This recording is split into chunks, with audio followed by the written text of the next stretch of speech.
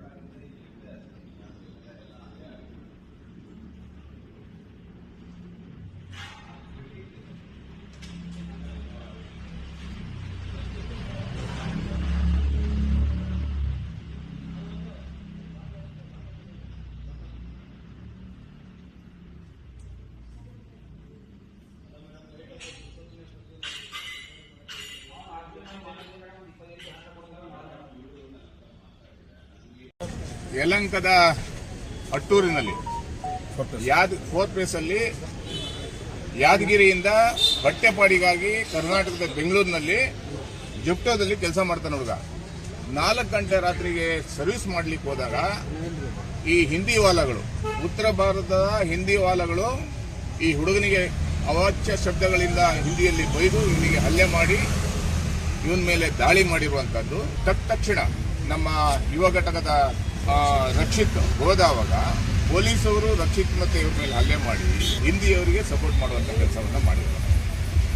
ಈಗ ಜಯಂತ್ ಮತ್ತೆ ಅವರೆಲ್ಲ ತಂಡ ಇಲ್ಲಿ ಬಂದು ನಾವು ಶಿವರಾಜ್ ಗೌಡ್ರೆಲ್ಲ ಬಂದಾದ್ಮೇಲೆ ಆ ಹಿಂದಿಯವ್ರನ್ನ ಅರೆಸ್ಟ್ ಮಾಡಿಸುವಂತ ಕೆಲಸ ಆಗಿದೆ.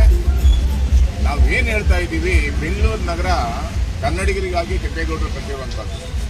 ಬೆಂಗಳೂರು ನಗರದಲ್ಲಿ ದಿನನಿತ್ಯ ಕನ್ನಡಿಗರ ಮೇಲೆ ದಬ್ಬಾಳಿಕೆ ದೌರ್ಜನ್ಯ ನಡೀತಾ ಇದೆ.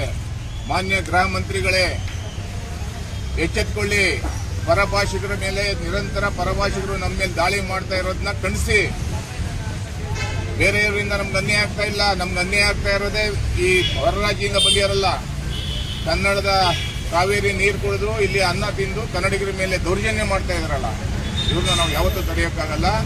ಈವಾಗಲೇ ನಾವು ಹೋರಾಟವನ್ನು ಹಮ್ಮಿಕೋಬೇಕಾಗತ್ತೆ. ಬೆಂಗಳೂರು ಬಿಟ್ಟು ತೊಲಗಿ ಅನ್ನುವಂಥ ಎಚ್ಚರಿಕೆಯನ್ನು ಕೊಡಬೇಕಾಗತ್ತೆ. ದಿನನಿತ್ಯ ಬಸ್ಗಳಲ್ಲಿ ಕನ್ನಡಿಗರ ಮೇಲೆ ದಾಳಿ ನಡೀತಾ ಇದೆ, ಪೊಲೀಸರ ಮೇಲೆ ದಾಳಿ ನಡೀತಾ ಇದೆ, ಐಟಿ-ಬಿಟಿಗಳಲ್ಲಿ ಕನ್ನಡಿಗರ ಮೇಲೆ ದಾಳಿ ನಡೀತಾ ಇದೆ. ಎಚ್ಚೆತ್ತುಕೊಳ್ಳಿ ನಮ್ಮ ಪೊಲೀಸ್ ಅಧಿಕಾರಿಗಳು. ಈ ಕೂಡಲೇ ಇಂಥ ಯಾರು ದುಷ್ಟರು ಇದ್ದಾರೆ ಅವ್ರನ್ನ ಒಳಗಡೆ ಹಾಕುವಂತ ಕೆಲಸ ಮಾಡಿ. ಕನ್ನಡಿಗರು ಹೊಟ್ಟೆಪಾಡಿಗಾಗಿ ಈ ರೀತಿ ಬೆಳಿಗ್ಗೆ 4 ಗಂಟೆಗೆ ಯಾರು ಕೆಲಸ ಮಾಡ್ತಾರ್ರಿ? ಯಾದಗಿರಿಯಿಂದ ಅಲ್ಲಿ ಅಲ್ಲಿಂದ ಹೊಟ್ಟೆಪಾಡಿಗಾಗಿ ಜೀವನ ಮಾಡಲಿಕ್ಕೆ, ತಂದೆ ತಾಯಿಯ ಸೇವೆ ಮಾಡಲಿಕ್ಕೆ ಇಲ್ಲಿ ಬಂದು ಕೆಲಸ ಮಾಡ್ತಾರೆ. ಇಂಥ ಸಂದರ್ಭದಲ್ಲಿ ಕನ್ನಡಿಗರ ಮೇಲೆ ಹಲ್ಲೆ ಮಾಡ್ತಾ ಇದ್ದೀರಲ್ಲ, ನಾಚಿಕೆ ಆಗಲ್ಲ? ಊರ್ ಬಿಟ್ಟು ಇಲ್ಲಿ ಬಂದ್ಬಿಟ್ಟು ಇದನ್ನ ತೀವ್ರವಾಗಿ ಖಂಡಿಸ್ತೀವಿ. ಎಲ್ಲೇ ಕನ್ನಡದ ಹುಡುಗರ ಮೇಲೆ ದಾಳಿ ಆದರೆ ಕರ್ನಾಟಕ ರಕ್ಷಣಾ ವೇದಿಕೆ ಸಮರ ಸೈನಿಕರ ಪಡೆ ಅವ್ರ ಮೇಲೆ ಮತ್ತೆ ದಾಳಿ ಮಾಡಬೇಕಾಗುತ್ತೆ. ಅದಕ್ಕೂ ಮುಂಚೆ ಅಧಿಕಾರಿಗಳು ಎಚ್ಚೆತ್ತುಕೊಳ್ಳಿ ಅನ್ನುವಂಥ ಎಚ್ಚರಿಕೆಯನ್ನು ಕೊಡ್ತಾ ಇದ್ದೀವಿ.